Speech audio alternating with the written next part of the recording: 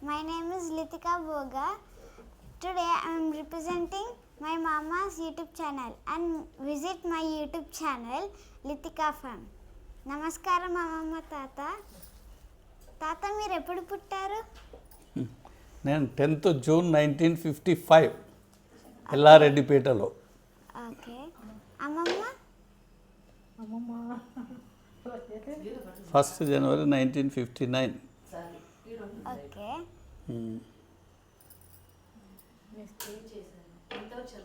ఎంతవరకు చదువుకున్నారు తాత? నేను బీకామ్ వరకు చదువుకున్నాను. అమ్మమ్మ 7th. ఓకే. పిల్లలు? తాత మీకు ఎంతమంది పిల్లలు? 2 కూతుర్లు, 1 బాబు. ఓకే. మీరు ఎలా కష్టపడ్డారు? ఎలా కష్టపడ్డామంటే అందరిలాగానే మా తల్లిదండ్రులు గవర్నమెంట్ స్కూల్లో చదివించారు. అప్పటి పీరియడ్లో ఎక్కువగా గవర్నమెంట్ స్కూల్లో చదివించే పరిస్థితులు ఉండేటివి. అందులో వారి ప్రోత్సాహం వల్ల గవర్నమెంట్ స్కూల్లో చదివాము. మంచిగా టీచర్లు కూడా మాకు ఎల్లారెడ్డిపేటలో మంచి అనుకూలమైనటువంటి వాళ్ళు, ప్రతిభావంతులైనటువంటి టీచర్లు ఉండేవారు. మాకు స్టూడెంట్కు టీచర్కు చాలా అవినాభావ సంబంధం ఉండేది. మా మంచిని కోరేటువంటి పద్ధతిలో ఉపాధ్యాయులు ఉండేవారు. మేము కూడా వారి పట్ల గౌరవంగా, మర్యాదగా ఉండేది. వారు చూపించే దారిలో నడిచేదానికి ప్రయత్నం చేసేవాళ్ళం. దానిలో భాగంగానే మేము ఒక సామాజిక బాధ్యతలు, సామాజిక అనుభవాలు, చదువులో ఉన్నటువంటి మెలికలు, ఉద్యోగంలో చేసేటువంటి విధానాలు వాళ్ళు చెప్పిన చదువు వల్లనే మాకు అలవడింది. దానిలో భాగంగానే మా యొక్క జీవితం కొనసాగింది.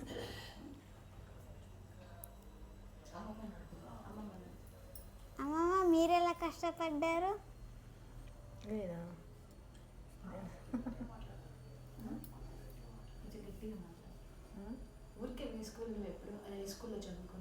నేను గవర్నమెంట్ స్కూల్నే చదువుకున్నాను.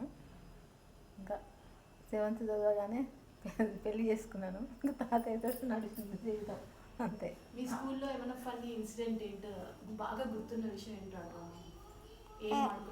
మీరు స్కూల్లో ఏం ఆడుకునేవాళ్ళు? నేను అప్పుడు ఇదేంటి దాన్ని ఏమంటారు, అదేంటి రింగ్ బాల్ ఏమంటారు, రింగ్ ఆడుకునేదాన్ని. ఓకే. దాది ఏమంటారండి, ఇట్లా టెన్కేట్ కాదు, ఇంకోటి కెటిల్ కాదు, అదే దాన్ని కబడ్డీ కాదు, తొక్క. తాత మీరు? నేను చదువుతో పాటు క్రీడల్లో చాలా అనుభవం సాధించిన. ముఖ్యంగా అందులో అయితే బ్యాడ్మింటన్, అది నేను రాష్ట్ర స్థాయికి కూడా ఎదిగినాను. వాలీబాల్లో ఇంటర్మీడియట్ వరకు ప్రైజెస్ వచ్చినాయి. అలాగే కబడ్డీ ఆడేవాళ్ళం, ఖోఖో ఆడేవాళ్ళము, అన్ని రకాల చెస్ ఆడేవాళ్ళము, టెన్నికేట్ ఆడేవాళ్ళము, అన్ని రకాల ఆటలు ఆడేవాళ్ళం. కాకపోతే మా గ్రామానికి హాకీ అనేది లేకుండే. అప్పుడు ఎక్కువగా తాలూకా హెడ్ క్వార్టర్ లేకుంటే డిస్ట్రిక్ట్ హెడ్ క్వార్టర్లో ఉండేటువంటి పరిస్థితి ఉండే. డిస్ట్రిక్ట్ హెడ్ క్వార్టర్లో ఉన్నప్పుడు ఒకసారి ట్రై చేసినాము. అది హాకీ సరి అయినటువంటి పద్ధతిలో వాళ్ళు ప్లే కరెక్ట్ లేదు కనుక నా ఈ ముని ఏళ్ళ మీద కొట్టే వరకు దాంతో బంద్ చేయడం జరిగింది. అలాగే 75లో అప్పుడప్పుడే క్రికెట్ వస్తుండే. క్రికెట్లో కొద్దిగా నార్మల్గా ఎంట్రన్స్ ఉన్నది కానీ ఆట ఆడలే. ఆట ఎక్కువ ఆడినాం అంటే బ్యాడ్మింటన్, వాలీబాల్ ఎక్కువ ఆడినాం. అట్లా. మీరు మీ పిల్లల్ని ఎలా చదివించారు? మేమైతే చాలా క్రమశిక్షణ చదివాం. నేను చాలా ఉద్యోగరీత్యా, ట్రేడ్ యూనియన్, కార్మిక సంఘ నాయకుని రీత్యా బిజీ ఉన్నప్పటికీ కూడా పిల్లల చదువు పట్ల చాలా శ్రద్ధగా ఉండే.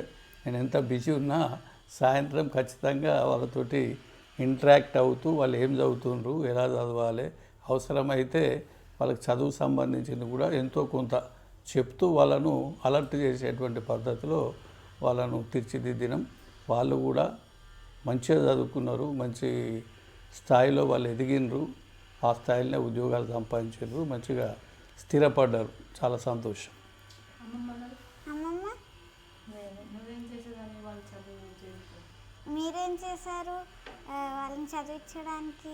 చదివించడానికి నేనేం చేయలేదు. వాళ్ళకి సరైన టైంకు చేయడము, పంపించడము, వాళ్ళు వచ్చిన తర్వాత వాళ్ళని కూర్చోబెట్టి చదివించడము, అట్లాంటిది నా పద్ధతిలో నేను పిల్లలను సరైన శిక్షణలో ఉంచా. ఓకే. ఈ కాలానికి ఆ కాలానికి డిఫరెన్స్ ఏంటి? చాలా తేడా ఉందమ్మా. అప్పుడు చెప్తే పిల్లలు వినేవాళ్ళు, కానీ ఇప్పుడు చెప్తే వినేవాళ్ళు కాదు. అట్లేం కాదు కానీ అప్పటి పీరియడ్లో పేరెంట్స్ ఎక్కువ చదువుకొని లేరు కనుక వాళ్ళ యొక్క చదివించే సిస్టమ్ మీద చాలా గౌరవం ఉండే పిల్లల ఆసక్తి ఎక్కువ ఉండే. తల్లిదండ్రులకు కూడా పిల్లలు చదవాలనేది వాళ్ళకు ఉండే, ఎందుకంటే వాళ్ళు చదువుకొని లేరు కనుక పిల్లలు చదవాలనేటువంటి తాపత్రయం ఎక్కువ ఉండే. వాళ్ళ తాపత్రయానికి అనుగుణంగా తల్లిదండ్రులు చదువుకోకపోయినా వీళ్ళకు ఒక పట్టుదల ఏర్పడి టీచర్లు చెప్పేదాని మీద కాన్సన్ట్రేట్ చేసేవాళ్ళు. ఆ పద్ధతిలో పోయేది. టీచర్లకు కానీ పెద్దలకు కానీ అందరు గౌరవించేటువంటి పద్ధతిలో అప్పుడు ఉండే. ఇప్పుడు పేరెంట్స్కు చాలా ఇంట్రెస్ట్ ఉంది. అసలు పిల్లల కంటే ఎక్కువ పేరెంట్స్కు చదువు మీద శ్రద్ధ ఉంది. పిల్లలు చదువుతున్నా పేరెంట్స్ చదువుతున్నా తెలియని పరిస్థితి ఉన్నది. కాకపోతే ఏంటంటే వాళ్ళకు ఉద్యోగరీత్యా అలా ఉద్యోగంలో ఉన్నటువంటి టెన్షన్ దృష్టిలో మేము చూపించినంత టైం కేటాయింపు ఉండలేకపోతున్నది. అందుకోసం వాళ్ళు టీచర్ల మీద వేరే ట్యూషన్స్ మీద ఆధారపడి వాళ్ళ పిల్లలను వాళ్ళు స్వయంగా తీర్చిదిద్దుకోలేక వేరే వాళ్ళ మీద ఆధారపడేటువంటి పద్ధతి ఇప్పుడు ఉన్నది కనుక వాళ్ళకు మరి పిల్లలు ఎట్లున్నారు ఏం కథ అనేది సంపూర్ణంగా తెలిసేటువంటి పరిస్థితి ఇప్పుడు ఉన్నటువంటి జనరేషన్లో లేదు. కాకపోతే కాన్సన్ట్రేషన్ ఉంది, ఫేమ్ ఉంది, వాళ్ళకి ఏది కావాలో అది సమకూర్చేటువంటి ఆర్థిక మరి అభిప్రాయంగా అన్ని రకాల సబ్జెక్టు విజ్ఞానం కలిగి ఉన్నారు కనుక వాళ్ళు తయారు చేస్తున్నారు. కానీ వీళ్ళు తల్లిదండ్రుల ప్రోత్సాహాన్ని అందిపుచ్చుకొని పోయిన వాళ్ళు మంచిగా ప్రతిభావంతులై మంచి స్థాయికి ఎదుగుతున్నారు. లేని వాళ్ళు కొద్ది ఇబ్బందులు పడేటువంటి అవకాశం ఉన్నది ఇప్పుడు. ఓకే.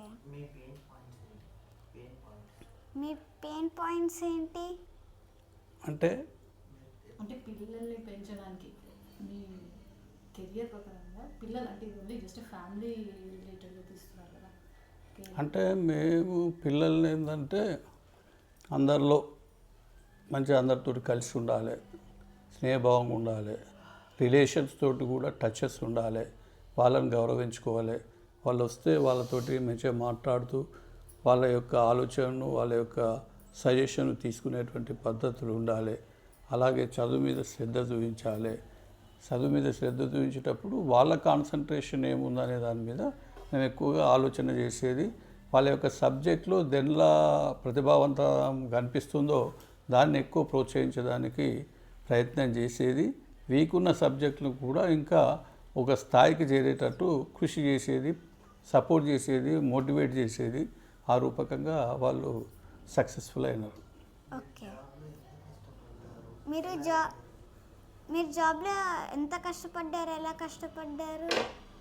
వాస్తవంగా మేము చదువుకున్నటువంటి సమయంలో కొద్దిగా ఇంటెలిజెంట్ కేటగిరీ కిందనే మనం ట్రీట్ చేసేవారు.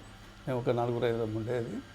మరి ఆ రకంగా ఉంటే మా టీచర్లు కూడా ఒక మంచి అంతస్తులో మంచి స్థాయిలో ఉంటారు. డాక్టరో ఇంజనీరో ఇంకేదో అని కానీ ఉండే ఆలోచన ఉండే.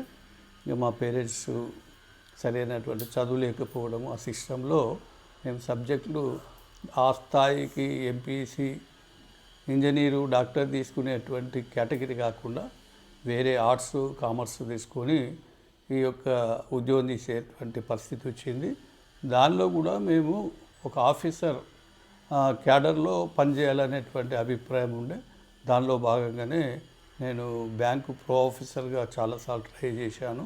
అలాగే ఏపీపీఎస్సి గ్రూప్ 1 ఎగ్జామినేషన్ ఇచ్చాను, బ్యాంక్ ఎగ్జామ్స్ ఇచ్చాను. ఇట్లా చాలా కాంపిటేటివ్ ఎస్ఎస్సి అంటారు, స్టాఫ్ సెలెక్షన్ కమిషన్ అని ఇన్కమ్ ట్యాక్స్ ఆఫీసర్కి సంబంధించింది ఇచ్చినాం.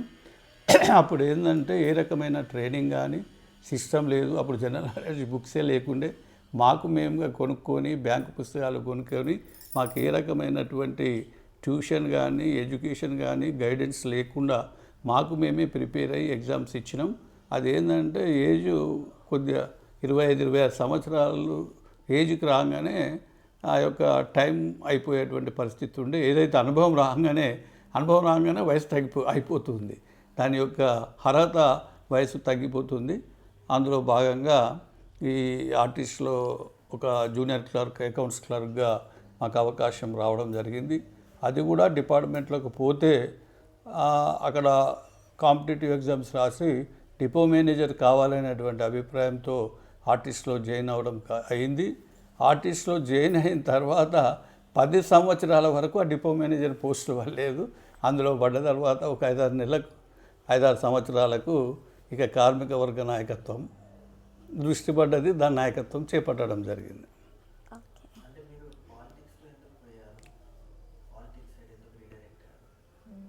మీరెందుకు పాలిటిక్స్ సైడ్ వెళ్ళారు? వాస్తవంగా నేను పాలిటిక్స్కి పోలే.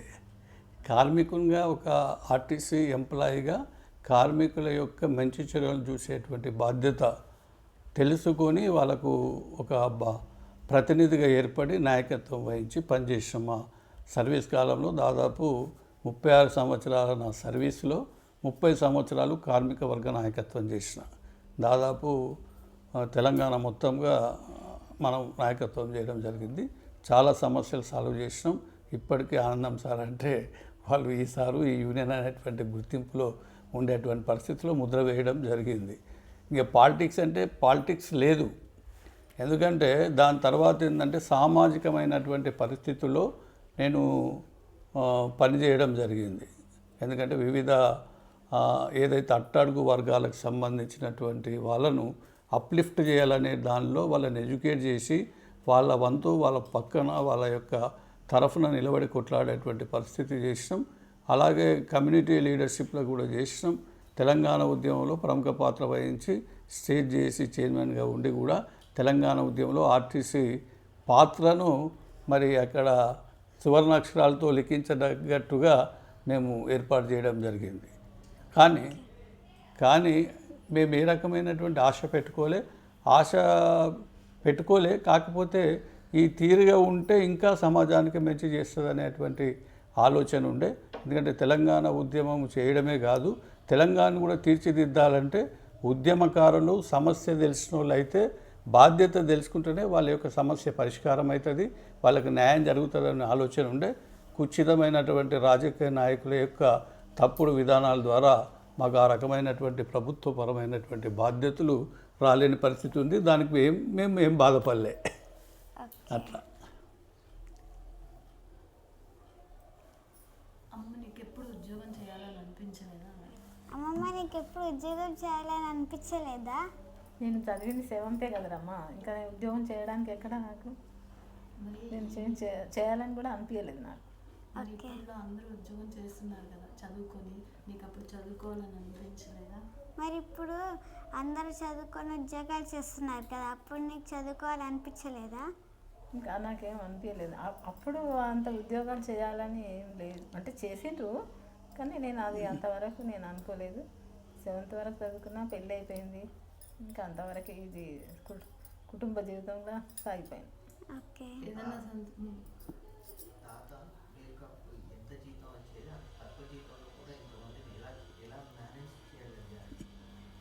తాత మీకు ఎంత జీతం వచ్చేది? ఆ జీతంలో ఎలా ఫ్యామిలీని చూసుకోగలరు? మేము అకౌంట్స్ పర్సన్ కదా, మాకు బడ్జెట్ ఉంటుంది. అకౌంట్స్లో బడ్జెట్ సిస్టమ్ ఉంటుంది.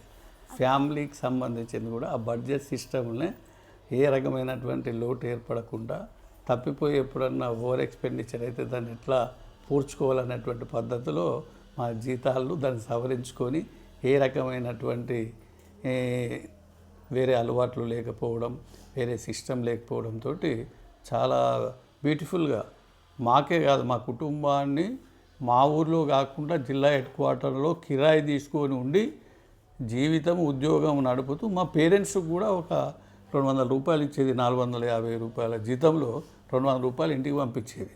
అంటే మా బాధ్యత, మా పేరెంట్స్ బాధ్యతను కూడా సమపాలలో తీసుకొని జీవితం నడిపించినటువంటి చరిత్ర మాది. ఓకే.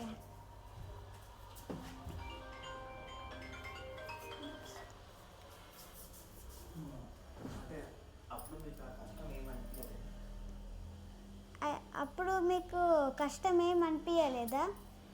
కష్టం అంటే ఎక్కువగా మనకు సంపాదన మించి ఎక్కువ ఆలోచనలు, నేను కార్లలో తిరుగుతూ నడుస్తుండే, ప్లేన్లలో తిరుగుతుండే పని అటువంటి ఆశలు లేవు. కాకపోతే ఏదన్నా ఉన్నదంటే సమాజంలో అందరితోటి కలవాలి, సమాజంలోని సమస్యను పట్టించుకోవాలి, అందరితోటి సంతోషాన్ని కానీ కష్టాన్ని అనుభవించాలి. అదే సంపద అనుకున్నాం, అదే తృప్తి అన్నాం. తృప్తి ఉన్నది కనుక మాకు ఏ రకమైన ఎంత ఎక్కువ అనుకోవద్దు, తక్కువ అనుకోకుండా ఆ జీవితంతో సంతృప్తికరమైన జీవితాన్ని, కుటుంబాన్ని పోషించుకొని జీవితం నడపడం జరిగింది. ఓకే. అప్పట్లో మీరు ట్రిప్స్ వెళ్ళేవాళ్ళ తాత? అప్పట్లో ట్రిప్స్ వెళ్ళేవారా? చాలా పెయిన్. మా ఆవిడతోటి కలిసి చాలా దేవాలయ సందర్శనాలు, ఏదంటే చారిత్రాత్మకమైన ప్రదేశాలు కూడా చాలా చూడడం జరిగింది. పిల్లలు కూడా చాలా ప్లేసెస్లు తిప్పడం జరిగింది. వాళ్ళకు వాస్తవంగా చెప్తే మా పిల్లలకు వాళ్ళకు వ్యక్తిగతమైన ఏ ఆలోచన ఉందో ఆ ఆలోచన నా ముందర పెట్టకముందే దాన్ని ఫుల్ఫిల్ చేసిన కనుక ఎప్పుడు కూడా మాకు లోటు ఉన్నదనేటువంటి భావన వాళ్ళలో కనిపించలేదు. మరి ఏమైనా నిగూఢంగా ఉంది తెలియదు, కానీ అసలైతే కనిపించకుండానే పెంచినాము, తృప్తిపరచడం అన్నటువంటి భావనతో మా జీవితాన్ని నడిపినాం. ఓకే. మరి ఇప్పుడు పేరెంట్స్కి మీరు ఎలా చెప్తారు? అలా వెళ్ళాలంటారా? ఏం టిప్ ఇస్తారు ఇప్పుడు పేరెంట్స్కి? మరి ఇప్పుడు పేరెంట్స్కి అలా మీరు ఏం టిప్ ఇస్తారు? వాస్తవంగా ఏంటంటే మాకు సంతృప్తి ఎట్లుండే అంటే, మేము ఎంత బిజీ ఉన్నా కూడా పిల్లలతోటి కంపల్సరీ రోజు కలిసి ఉండేది. ఏమన్నా అవకాశం ఇట్లా కలిసి వస్తే కలిసి భోజనం చేసేది, కలిసి ముచ్చటించేది.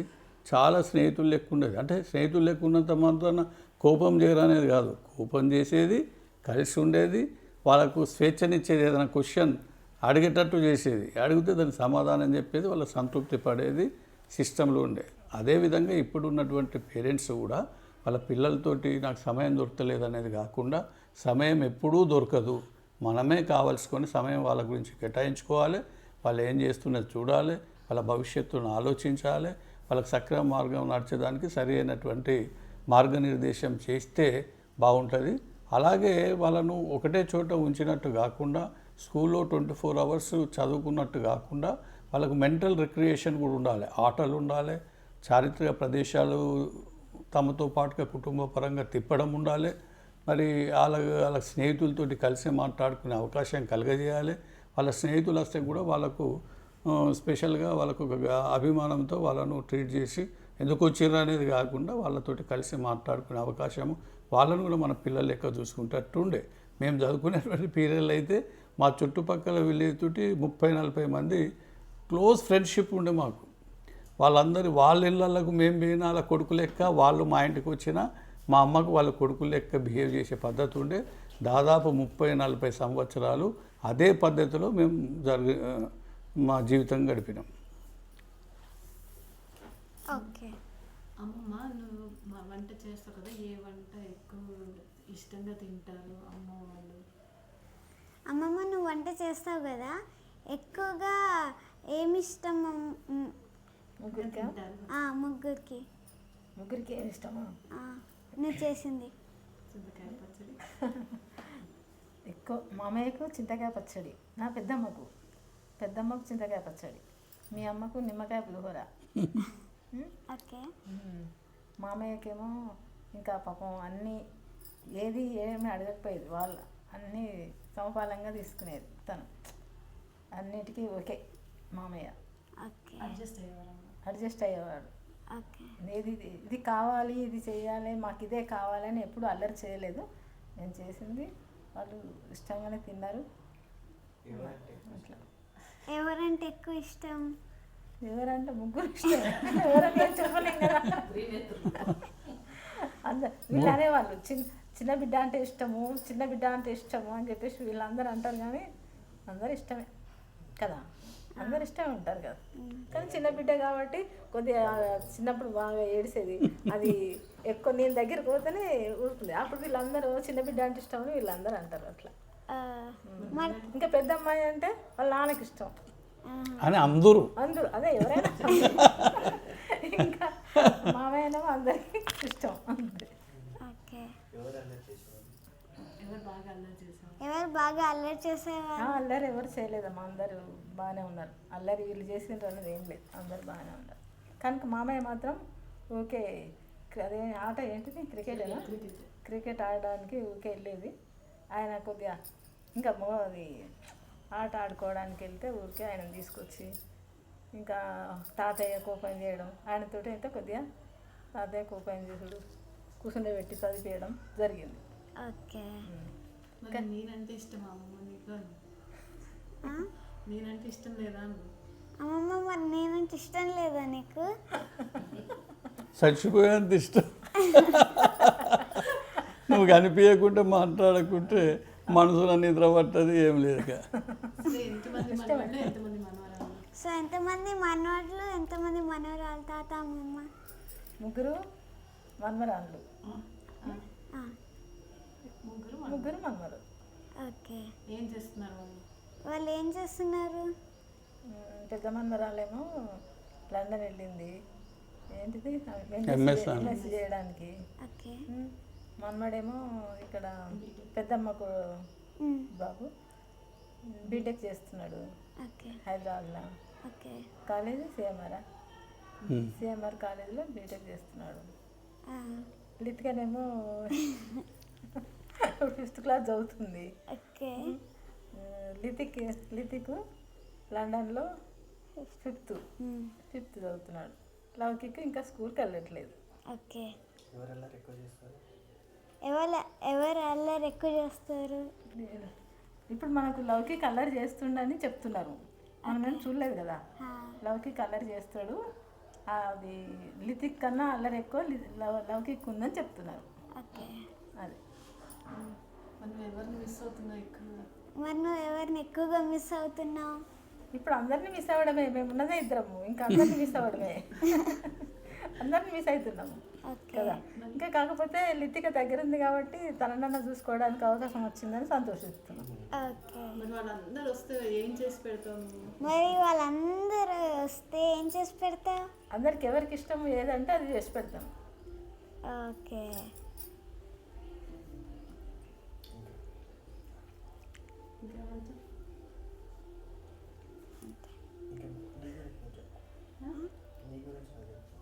మరి నా గురించి మీకు ఏమి ఇష్టము, నేను ఏం తింటాను, నా గురించి మీకు ఏం తెలుసు అనుకున్నా? నా గురించి మీకేం తెలుసు? తాతయ్య చెప్పు. తాత, నా గురించి మీకేమి ఇష్టం? అంటే వాస్తవంగా నీ వయసుకు మించి నీకు ఒక సంస్కారం ఉన్నది, మాటలో కానీ పిలుపులో కానీ, మరి ఒక సబ్జెక్ట్ని ఎన్నుకొని చేసే పనిలో కానీ.